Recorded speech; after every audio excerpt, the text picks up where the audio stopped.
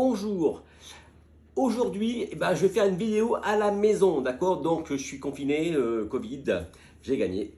Ok, alors je suis Fabien de la SARL Gris, constructeur de machines à glace en France. Bon, j'espère que vous allez bien, moi ça va, c'est bon, il n'y a pas de problème. Donc du coup, aujourd'hui on va en profiter pour faire 2-3 vidéos comme ça. Et du coup, je vais vous parler aujourd'hui des ingrédients. Les ingrédients de la glace, à quoi sert ça et ça. D'accord? Donc, on va commencer par la matière grasse. La matière grasse, c'est surtout une matière grasse pour la crème glacée. Ça va être de la matière grasse de lait, hein, de vache, d'aliments laitiers, quoi, de produits laitiers. Et du coup, ça sert à apporter de l'onctuosité à la glace. D'accord? C'est ce qui va faire que votre glace, elle est fondante. Vous voyez? C'est comme une truffe au chocolat. Vous avez vu quand il y a de la crème dedans, dès que vous la mettez dedans, elle commence à fondre dans sa bouche, c'est super bon. D'accord? Et la crème sert à ça. D'accord? Alors après, il y a moyen d'en mettre de la pas moins de la végétale, plus pour si vous voulez plus basé sur, je veux dire, où il n'y a pas de lait, de produits laitiers dedans, d'accord? Donc par contre, là, il faut faire gaffe, hein. Le produit, si c'est une glace, vous avez plus le droit de dire crème glacée si c'est pas une crème glacée, d'accord? Si c'est pas à base de lait, ok? D'accord? Donc vous voyez ça, c'est super important, l'onctuosité, c'est ce qui va faire que votre glace, elle est meilleure ou pas. Donc après, il y a plein de petites particularités aussi de la crème glacée. Je vous invite à taper sur Google, il va vous le dire. Mais comme chez Paxé, c'est anti-moussant, la crème, d'accord? Du coup, voilà. Mais bon, le truc, c'est pas ça. C'est la base, pourquoi on met de la crème, pour que ça soit plus onctueux, d'accord? Après, je veux dire, bon, il y a le lait. Le lait, moi, c'est surtout la matière sèche du lait. C'est le SDL, d'accord? L'extrait sec. Du coup, ça sert, ça a de la protéine. Du coup, ça va permettre de foisonner, de faire des emulsifiants, mais aussi ça absorbe l'eau.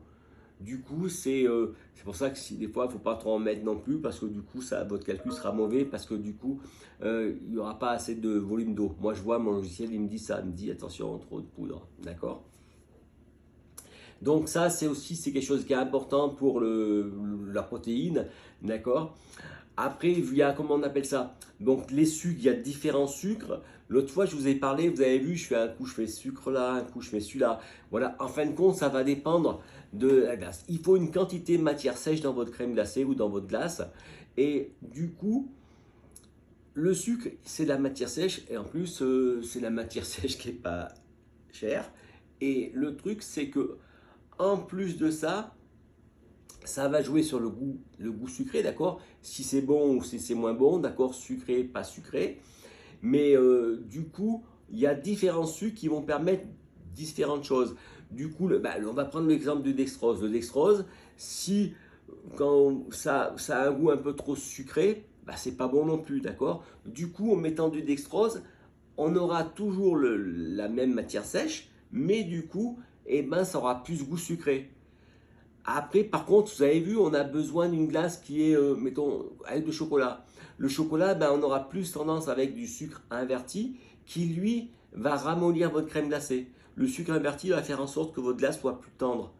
Alors qu'avec le cacao, quand ça aurait durci, votre glace serait assez dure. Du coup, voilà, en mettant ça dedans, du coup, vous voyez, le sucre inverti, lui, va permettre de faire votre glace elle soit plus tendre. D'accord? Et c'est en calculant ça comme ça que, vous voyez, des fois, vous avez déjà vu des glaces dans les congélateurs, vous arrivez, vous mettez la cuillère, et la cuillère, elle se tord, mais c'est pas, la glace, elle est trop dure. D'accord? Et en jouant sur les sucres, on arrivera à avoir une glace qui va pouvoir se cueillir comme ça, et il n'y aura pas de souci là. Après, c'est pareil, donc les matières sèches, on peut mettre aussi, en fin de compte, des fibres, tous les trucs. En fin de compte, c'est la matière sèche. Donc, on doit avoir tant de pourcentage de matière sèche, et du coup, on peut jouer avec ça aussi. D'accord?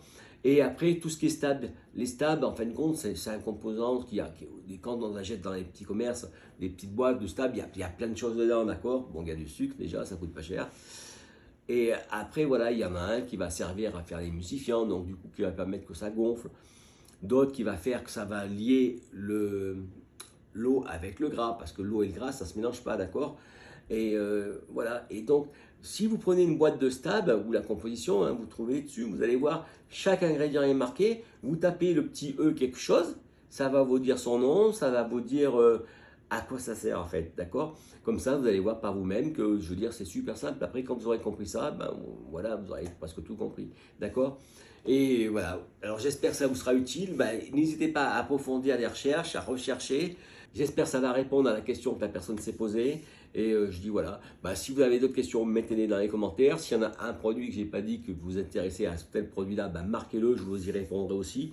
D'accord? Si vous voulez rajouter quelque chose dessous, bah, rajoutez-le aussi. Hein, je veux dire, j'ai pas la science infuse. Et je vous dis à demain pour une prochaine vidéo. Merci, au revoir.